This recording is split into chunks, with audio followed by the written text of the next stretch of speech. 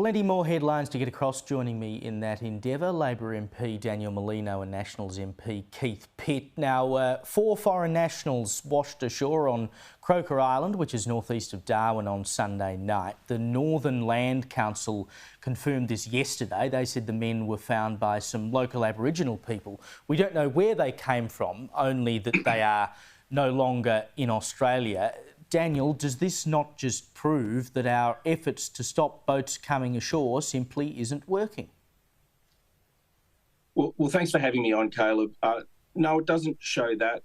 The first thing I'd say is that the current government, as with the previous government, doesn't confirm or comment on the details of operational matters, and that's been a stance for a long time. The second thing is that even under the previous government, which had the Operation Sovereign Borders framework, which has continued, boat arrivals occurred. For example, there was one in 2018 in Daintree. So boat arrivals occurred under the previous government also. The main point is that the policy framework has continued across, and there is no way under the current framework that people arriving in Australia in that manner will be able to stay. And that's something which continues under this government, and that's why this arrangement will continue to work. Keith, your response to that? Well, for those playing along at home, if you're counting how many illegal arrivals there are in terms of boats, you've run out of fingers and toes. It's 23.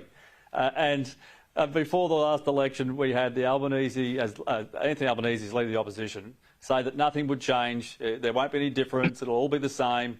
And yet we've seen that this has been switched on again by people smugglers.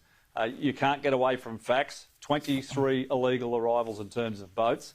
And in terms of what happens when they get here, well, unfortunately, when it was Minister Giles, they get let out. This is an ongoing problem. We know what happened last time. No one wants to see deaths at sea. And yet, in terms of funding and everything else that's needed to make Border Force successful, we see money pouring into things like, as you said earlier, China. They want $1 trillion now for climate. And don't forget that this government signed up to that. They've signed up to it, expecting it to be in the billions, and now it's in the trillions. I think at the very least we should give a big hooray to the Indigenous people up north. I think this is at least the second occasion where they've been the ones to find out that these people have come ashore. Now, in other news, the Albanese government has set up a national productivity fund, which means the states and territories will have to compete for money for plans to boost productivity growth. $900 million is up for grabs for things like planning and zoning reform. Here's the Treasurer, Jim Chalmers.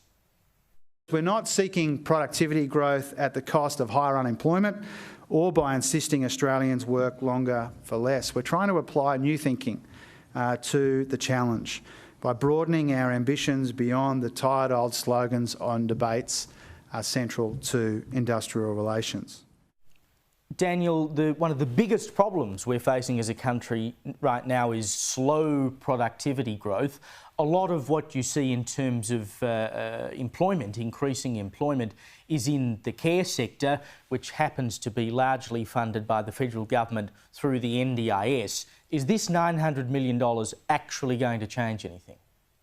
So the first thing I'd say is that, look, productivity growth has become harder right around the world in advanced economies. And I think there's a Martin Wolf article in the Financial Times today which goes to the heart of this, which is that productivity growth in the services sector is harder to achieve than in manufacturing and agriculture. And that's something we've seen over decades. So it's not a surprise that that's something we're seeing here. The second point is I think these payments could make a huge difference and they're really worth exploring.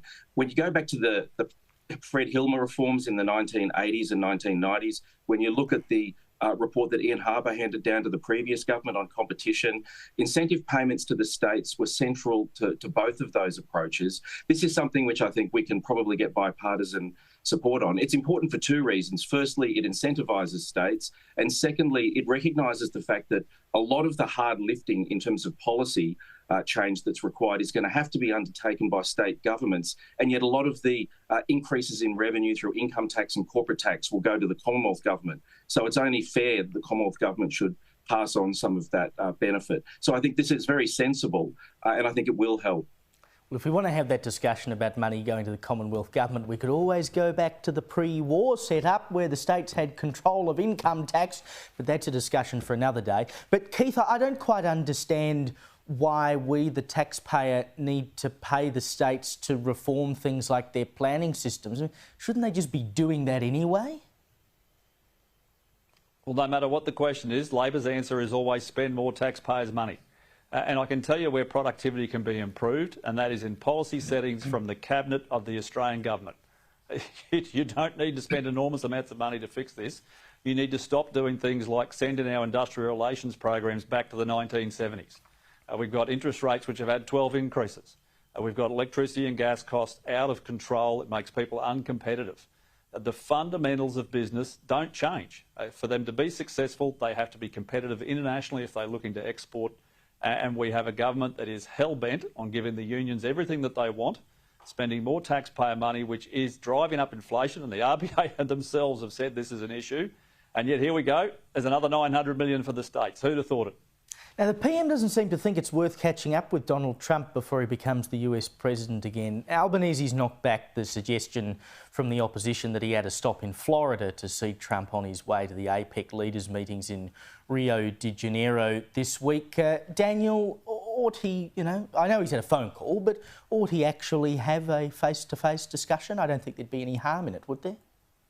Well, look, I think it's interesting that some of the people calling for this have also been the same people who roundly criticised the PM for travelling too much. So there's a bit of interest there. It's a bit late for that.